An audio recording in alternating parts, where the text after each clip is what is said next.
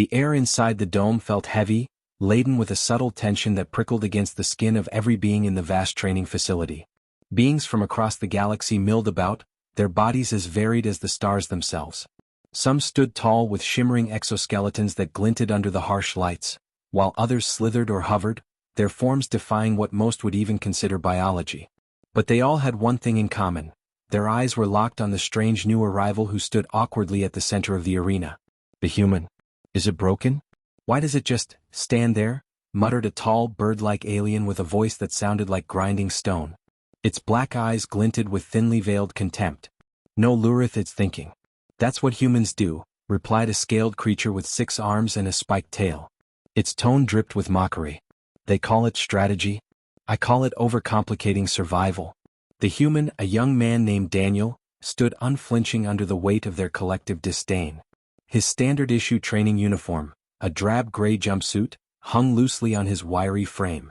He wasn't particularly tall, nor did he possess any of the overt physical traits that many species in the galactic concord valued in warriors.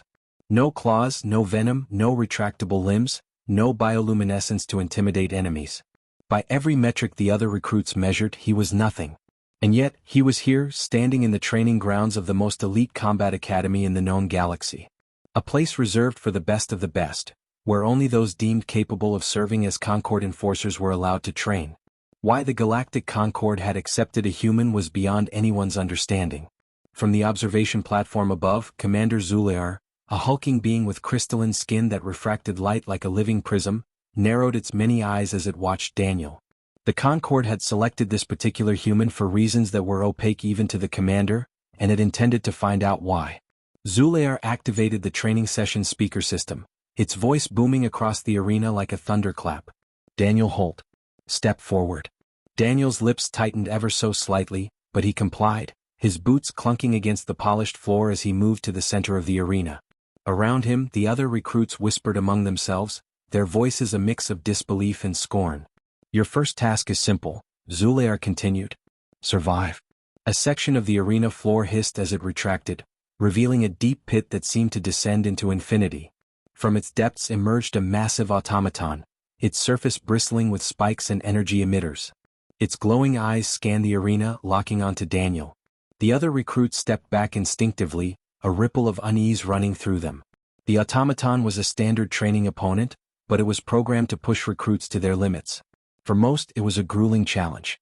For Daniel, it would be a death sentence. The whispers grew louder. It won't last 30 seconds. Didn't they test these creatures before accepting them? Maybe humans just taste good and this is some elaborate feeding ritual. Daniel ignored them. He focused on the automaton as it began to move, its heavy steps sending tremors through the ground. His heart pounded, but he forced himself to breathe steadily. The automaton lunged, faster than anything that large should have been able to move. The recruits flinched, expecting to see Daniel crushed in an instant. But as the automaton's massive arms swung toward him, Daniel sidestepped, his movement fluid and precise. The automaton's arms smashed into the ground, sending shards of the arena floor flying. Daniel didn't stop. He darted forward, staying low, his movements a blur of efficiency. He wasn't strong enough to go head-to-head with the automaton, but he didn't need to be. Instead, he used its size and momentum against it, weaving around its attacks and striking at its joints and sensors with pinpoint accuracy. The recruits watched in stunned silence as the fight dragged on. Minutes passed and Daniel was still standing. The automaton, meanwhile, was beginning to show signs of wear. Its movements were slower, more erratic, as Daniel continued to target its weak points with surgical precision. Finally, with a deafening crash, the automaton collapsed, its systems overloaded. The arena fell silent, save for the hum of the automaton's disabled power core. Daniel stood over the wreckage, his chest heaving. He wasn't unscathed, his jumpsuit was torn and a thin line of blood trickled down his forehead, but he was alive. Above, Commander Zulear leaned forward, its crystalline body refracting light in a way that made it look as though it were glowing. Interesting, it murmured. The recruits, however, were less reserved. What just happened? Lurith squawked, its feathers puffing up in confusion. He cheated, another recruit hissed, though the accusation lacked conviction.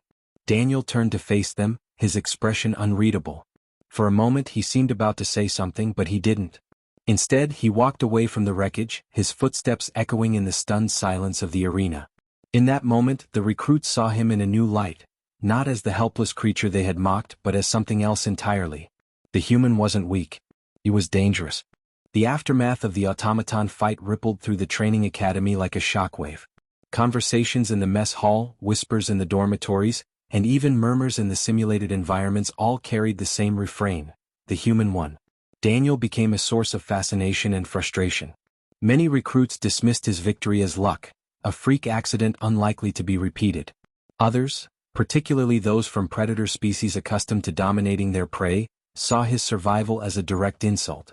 How could something so small and seemingly fragile hold its own against a machine that had crushed recruits far more powerful than him?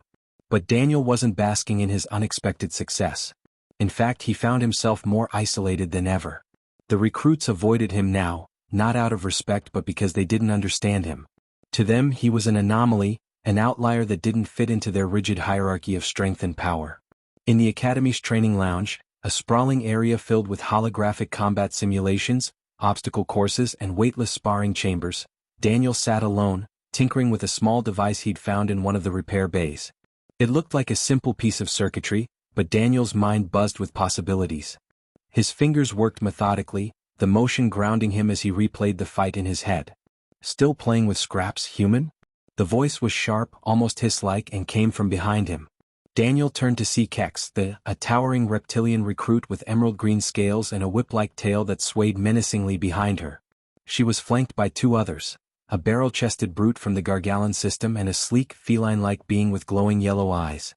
Daniel met Kex's gaze calmly. "Something you need?" Kex's forked tongue flicked out, tasting the air between them. "Just wondering how someone as soft as you managed to survive that automaton. It doesn't make sense."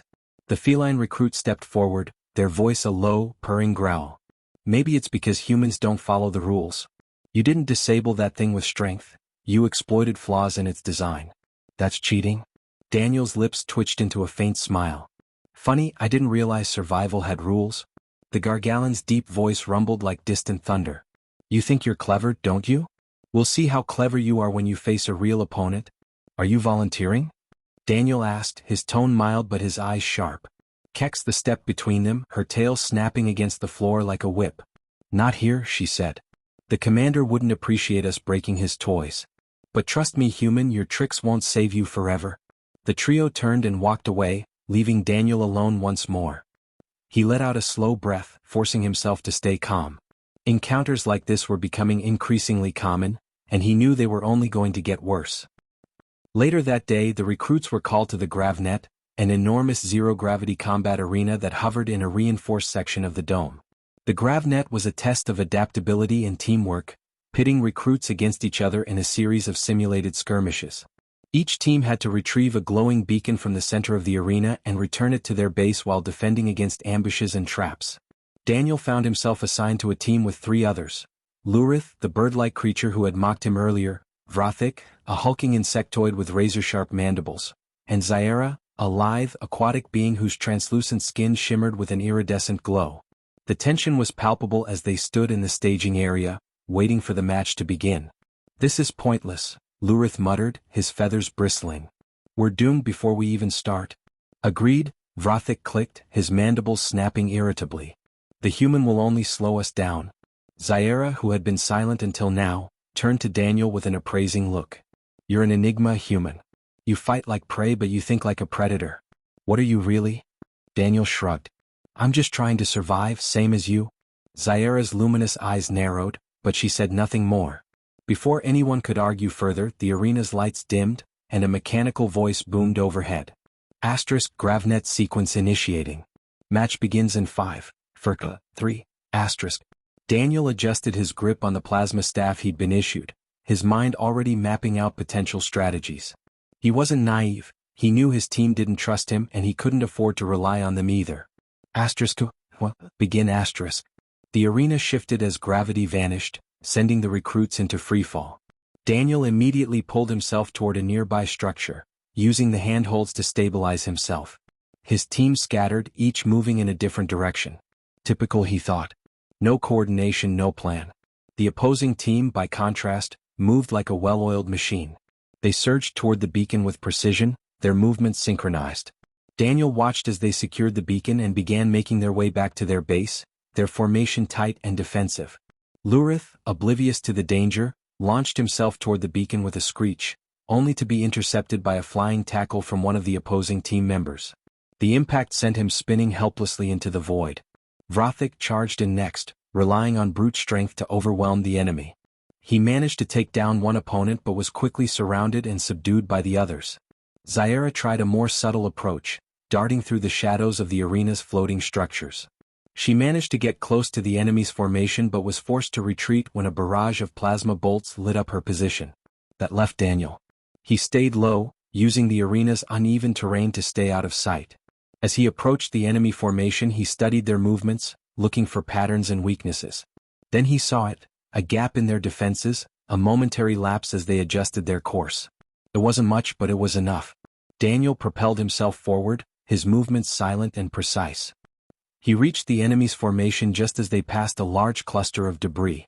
Using the debris as cover, he launched a surprise attack, striking one of the opponents with the butt of his plasma staff and sending them tumbling into the void. The sudden assault threw the opposing team into disarray. They turned to face Daniel, giving Zaira an opening to rejoin the fight. Together, the two of them managed to separate the enemy team from the beacon. Zaira grabbed the beacon and launched herself toward their base, while Daniel stayed behind to cover her retreat. He fought defensively, using the terrain to his advantage and forcing the enemy to waste time and energy chasing him. By the time the opposing team realized what had happened, it was too late. Zaira had reached the base, securing the beacon and winning the match. Back in the staging area, the atmosphere was tense as the recruits regrouped. "You got lucky," Vrothic muttered, his mandibles clicking in frustration. "No," Zaira said, her voice calm but firm. "It wasn't luck. The human saw what we couldn't. He adapted." Lurith opened his beak to argue but closed it again, his feathers flattening as he glanced at Daniel. For the first time, there was no mockery in his gaze, only a grudging respect. Daniel said nothing. He simply nodded to Zaira, then turned and walked away, his mind already racing with thoughts of the next challenge. The Gravnet match had proven one thing beyond doubt. Daniel wasn't just surviving, he was learning. And the other recruits were beginning to realize that the human might not be as helpless as they'd assumed. The next morning, the Academy's training hall buzzed with an electric energy. Word of Daniel's performance in the Gravnet match had spread, and the recruits were beginning to pay closer attention to the human. The derision in their eyes was still there, but now it was accompanied by something else: caution. The Concord instructors noticed it too. Commander Zulear, ever the observer, was particularly intrigued. Watching the recruits' interactions was almost as revealing as the training itself. Beings who once dismissed Daniel outright now kept their distance or watched him with curiosity. Something was shifting, though the full extent of it was not yet clear. The day's challenge was announced: a survival gauntlet. It was a Concord tradition designed to test recruits' physical endurance, mental resilience, and tactical thinking. Teams would be dropped into a simulated hostile environment filled with traps, predators, and shifting terrain. The objective was simple: survive for 24 hours and reach the extraction point. This time, the teams were randomly assigned by the system, and Daniel found himself paired with 3 new recruits: Threx, a hulking, tusked warrior from the Zekril system; Enwss, a serpentine creature with glittering scales and hypnotic eyes; and Kale, a small amphibious being who looked fragile but had proven deceptively resourceful in past challenges. Threx wasn't pleased. "This is absurd," the Zekril grumbled as the team gathered near the transport pods. His tusks gleamed under the harsh lights as he towered over Daniel. "A human on my team? You'll just slow us down." Daniel met Threx's glare evenly. "Maybe. Or maybe I'll be the reason you make it out alive." Enwss let out a soft, hissing laugh, her body coiling and uncoiling in amusement. "The human has spirit. I like that. Let's see if it lasts." Kale said nothing, but his bulbous eyes darted between the others nervously. He clutched a small pack of gear tightly, his webbed fingers twitching. Before anyone could argue further, a klaxon sounded, and the transport pods opened with a pneumatic hiss. The recruits filed in, strapping themselves into the seats as the pods sealed shut.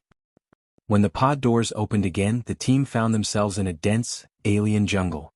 Towering trees with bioluminescent leaves stretched toward the sky, casting an eerie green glow over the terrain. The air was thick and humid, filled with the sounds of distant growls and the rustle of unseen creatures. A holographic projection appeared in front of them, displaying a map of the area. The extraction point was marked on the far side of the jungle, but the path to it was dotted with danger zones, shifting terrain, and potential ambush points. "We move quickly," Threx said, taking charge immediately. "Stick to the high ground where possible. Avoid open spaces. And don't slow me down." Daniel studied the map silently, noting the areas Threx seemed intent on avoiding. They were marked as high-risk zones, but Daniel's instincts told him something different. Those areas might be dangerous, but they also offered opportunities. Natural choke points, places to set traps, and resources the team could use. "Splitting the team won't work," Daniel said. "If we stick together, we'll have a better chance of dealing with whatever's out there." Threx snorted. "I don't take advice from weaklings." Enwes's tail flicked in annoyance. "And yet the weakling seems to be the only one thinking. Perhaps we should hear him out." Threx growled but didn't argue further. Kale finally spoke, his voice small but firm. "We should move. The predators here are drawn to sound, and we're making too much of it." Daniel nodded. "Let's head toward the eastern ridge. It'll give us a better vantage point to scout the terrain ahead." Reluctantly, the team followed Daniel's lead. The jungle was alive with danger.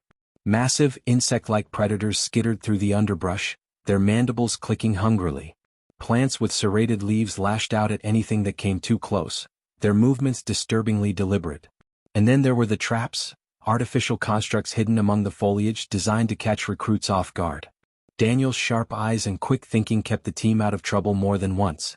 He spotted tripwires strung between trees, avoided patches of ground that seemed too stable, and even steered the group away from a shimmering pond that turned out to be a camouflaged predator lying in wait. "Human," Threx muttered as they climbed the ridge, his tone begrudging. "You're not useless after all." Daniel didn't respond. He was too focused on the terrain ahead. From the ridge, they could see the extraction point in the distance, a shimmering beacon of light on a plateau surrounded by treacherous terrain. But between them and the beacon lay a massive, open valley. "It's a kill zone," Enwesa said, her voice low. "We'll be exposed out there." Kale squinted at the valley, his amphibious eyes gleaming. "There's no way around it. We'll have to cross." "Not necessarily," Daniel said. He pointed to a series of caves carved into the cliffs on the valley's edge. "If we can make it to those caves, we can move through the valley without being seen. It'll take longer, but it's safer." Threx growled in frustration. "Safer doesn't win battles. We take the direct path. And get picked off one by one?" Daniel shot back. "You saw those traps earlier. The Concord is testing us, and they're expecting us to take the obvious route. If we want to make it, we have to think smarter." Enwes tilted her head, her glittering eyes narrowing. "The human is right. The caves are the better option." Threx looked like he wanted to argue, but after a tense moment he relented. "Fine. Lead the way, human. But if this plan gets us killed, I'll make sure you go first." The caves were dark and winding, their walls slick with moisture and lined with strange, glowing fungi. The team moved cautiously, their weapons at the ready. The sounds of the jungle faded as they delved deeper, replaced by the eerie silence of the underground. Daniel took point, his mind racing as he scanned the environment for threats. The caves were safer than the valley, but they weren't without their dangers. The faint tracks in the dirt suggested that something large had passed through recently, and the air carried a faint, metallic tang that set his nerves on edge. The team had just reached a wide chamber when a low growl echoed through the cavern. "Stay sharp," Daniel whispered, raising his plasma staff. The growl grew louder, and a massive creature stepped into the chamber from an adjoining tunnel. It was a predator unlike anything Daniel had seen before, its body a mass of shifting, chitinous plates and its eyes glowing with an unnatural light. The team froze. "Move!" Daniel shouted, breaking the spell. The creature lunged, its movements unnervingly fast for its size. The team scattered, each taking cover behind the rocky outcroppings that dotted the chamber. Threx roared and charged the creature head-on, his massive frame colliding with it in a brutal clash of strength. The predator recoiled but didn't falter, its claws slashing at Threx with terrifying speed. Enwes struck next, her body coiling around the creature and sinking her venomous fangs into its armored hide. The creature let out a deafening screech, shaking her off and sending her crashing into a wall. Kale darted around the edges of the sea. Oved, reacting to the vibrations it created. Daniel realized they were bioluminescent spores, likely combustible under the right conditions. "Keep it distracted," Daniel shouted, sprinting toward one of the walls. "What are you doing?" Threx bellowed, dodging a swipe from the creature's claws. "Trust me, Daniel grabbed a chunk of the glowing fungi and rigged it to a small detonator from his pack. He hurled the makeshift explosive at the creature, timing the detonation perfectly. The resulting blast lit up the chamber, engulfing the predator in a burst of fire and light. When the smoke cleared, the creature was down, its chitinous body smoldering. Daniel turned to the others, his chest heaving. "Let's move before something else finds us." For the first time, Threx didn't argue.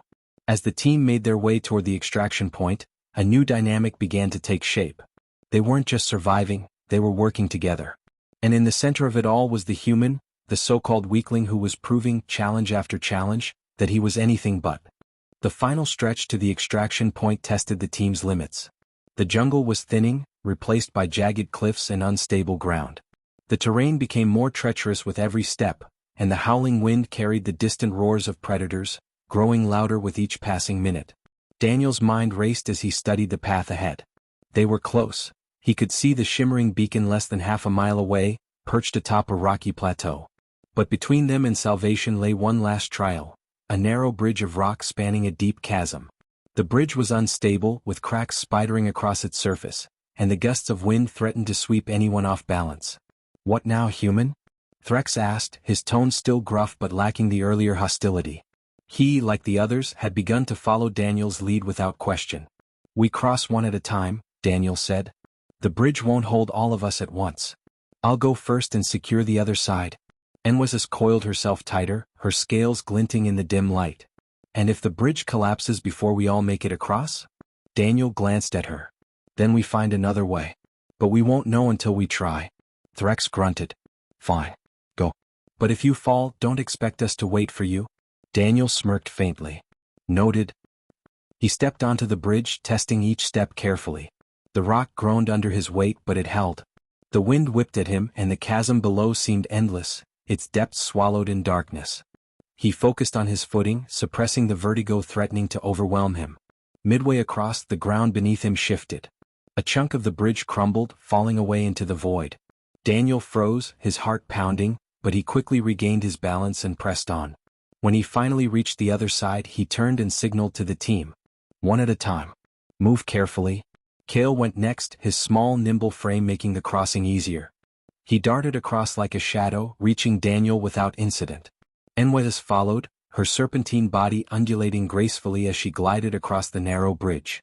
She paused only once when a particularly strong gust of wind threatened to throw her off balance, but she steadied herself and made it across.